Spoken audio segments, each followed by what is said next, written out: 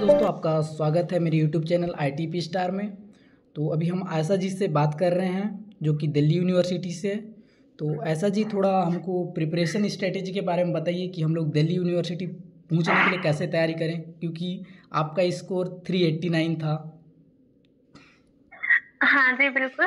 तो preparation strategy के बारे में जैसे डोमेन सब्जेक्ट मैंने पिछले वीडियो में भी बताया कि डोमेन की जो तैयारी हम 12th के लिए करते हैं तो वो तो वही रहेगा। तो आप NCERT जो है ठीक वो ठीक। बिल्कुल थॉरली पढ़िए।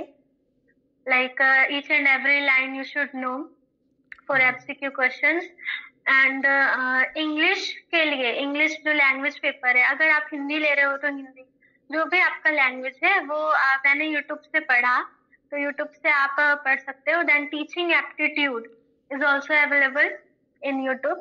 एंड जनरल अवेयरनेस का जो है तो वो आप करंट अफेयर्स न्यूज़पेपर से पढ़ सकते हो या फिर यूट्यूब में भी पढ़ सकते हो। ठीक देन है। जनरल नॉलेज, देन जो भी बेसिक मैथमेटिकल कैलकुलेशंस जो आते हैं तो वो सब मैंने यूट्यूब से पढ़ा। चलो, अच्छा। तो और ये टीचिंग एप्टीट्यूड के लिए आप क्या प्रिपेयर करेंगे? टीचिंग एप्टीट्यूड के लिए तो मैं बोलूंगी कि हाँ, आप यूट्यूब से बिल्कुल रिलाई कर सकते हो। यूट्यूब पे आप यूट्यूब से प्रिपरेशन करें एंड डेफिनेटली आपका हो जाए। चलो, ठीक ठीक ठीक। और यहाँ जो दिल्ली यूनिवर्सिटी है उसमें जो ITAP कर रहे हैं उसका प्लेसमेंट का कैसा रहेगा? प्लेसमेंट के बारे में आज तक ज्यादा इंफॉर्मेशन नहीं दी गई है, बट हाँ, सर ने बोला है कि प्लेसमेंट दी जाएगी, अच्छी प्लेसमेंट दी जाएगी। हम 5 से 10 स्टूडेंट को सेलेक्ट करेंगे, सर ने ऐसा बताया है। तो अब इसके बारे में हमें बाद में और कुछ इंफॉर्मेशन मिलेगी तो I will definitely inform you. अच्छा, तो जो 5 या 10 जो भी टॉप में रहेंगे तो फिर आपको प्लेसमेंट मिल जाएगा। तो दोस्तों, आप भी हाँ जब DU पहुंच जाओगे तो आप प्रिपेयर रहिए, और वहाँ पे भी आपको जाके आपको मेहनत करना है। पहले एग्ज़ाम के लिए तो मेहनत करना ही है, तो वहाँ जाके भी प्लेसमेंट हाँ के लिए मेहनत करना है।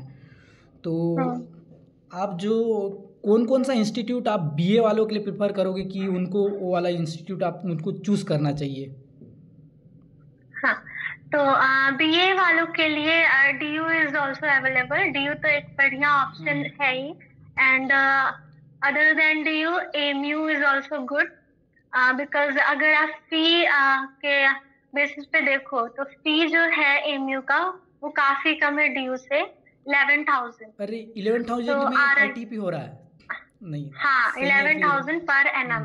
जो जो भी हाँ जिसका फाइनल इनकम कम है, फैमिली इनकम, तो फिर वो AMU हाँ प्रेफर कर सकते हैं। हाँ, ठीक AMU ठीक ठीक। प्रेफर कर सकते हैं। And RI is also a good institute, ठीक ठीक। Regional institute of education. Hmm. तो हाँ। एजुकेशन का बात देन कर रहे हैं तो फिर RI नहीं आएगा तो फिर कौन आएगा? हाँ, ठीक वही। ठीक ठीक। तो और फिर जो आपका DU है उसमें क्लासेस कैसे रहती है, जैसे मतलब क्लासेस कब से कब शुरू होती है और कब ख़त्म होती है? क्लासेस तो अभी हमारी बस एजुकेशन की क्लासेस चल रही है। एंड जो हमारा डोमेन DSC की क्लासेस होनी है वो हमारी जल्दी स्टार्ट होगी। तो अभी बस एजुकेशन के लिए हमारा क्लास हो रहा है 9:30 से 4:30 तक।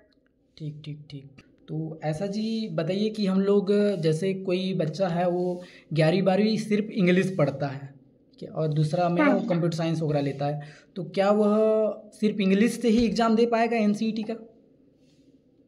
हाँ, बिल्कुल। जैसे लैंग्वेज के बारे में अगर बात करें तो लैंग्वेज हमें दो लेना होता है, जैसे मैंने बताया। तो दो, हम लोग सेम लैंग्वेज भी ले सकते हैं, like English for literature and English for communication. दो पेपर होते हैं, दोनों का कोड भी डिफरेंट होता है and question is also different. तो आप दो इंग्लिश के पेपर भी ले सकते हो। एंड अगर आपने हिंदी मीडियम से पढ़ाई की है, आपने सिर्फ हिंदी पढ़ा है क्लास 12th में, तो आप ठीक हिंदी ठीक। के भी दो पेपर ले सकते हैं। एंड अगर आपने इंग्लिश एंड हिंदी दोनों ही पढ़ा है तो आप एक इंग्लिश का रख सकते हो एंड एक हिंदी का रख सकते हो लैंग्वेज।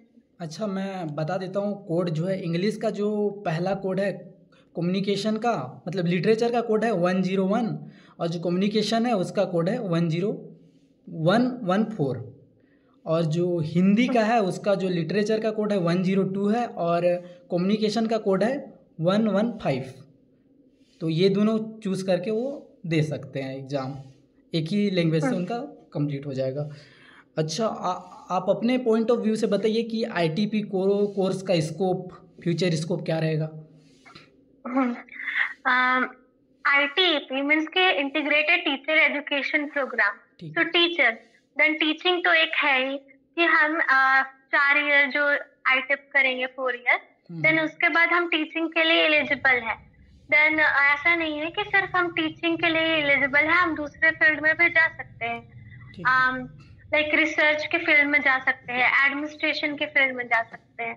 एंड अगर जैसे बहुत सारे बीए वालों का ये गोल होता है कि हमें सिविल सर्विस में जाना है, ठीक देन ठीक। आप सिविल सर्विस में भी जा सकते हो।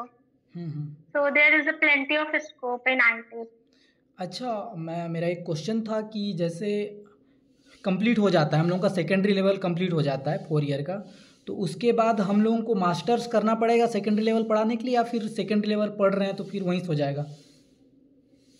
नहीं, जैसा कि हमें अभी तक टीचर्स ने जैसा बताया है, तो उसके अकॉर्डिंग तो सर ने यही बोला है, जो हमारे सर है प्रोफेसर गौरव राव डीयू के, तो उन्होंने बोला है कि ये कोर्स ऐसे ही डिजाइन किया गया है कि इसके बाद आपको मास्टर्स करने की जरूरत नहीं है 12th तक पढ़ाने के लिए। आप ठीक ठीक 9 to 12 के लिए एलिजिबल हो सेकेंडरी स्टेज में। ठीक ठीक। लेकिन इसका प्रॉपर क्लियर तब होगा जब हमारे से जो आगे बैच जब पढ़ रहे हाँ, हैं आपको निकलते हैं, तो अभी हम लोग हाँ, प्रॉपर। अभी इसमें प्रॉपर नहीं है ठीक ठीक ठीक ठीक ठीक आया कुछ इन्फॉर्मेशन। ठीक ठीक ठीक। चलो ऐसा, थैंक यू, हम लोग वीडियो यहीं एंड करते हैं। Thank you so much. Thank you so much. हाँ, थैंक यू एवरीवन। ठीक ठीक।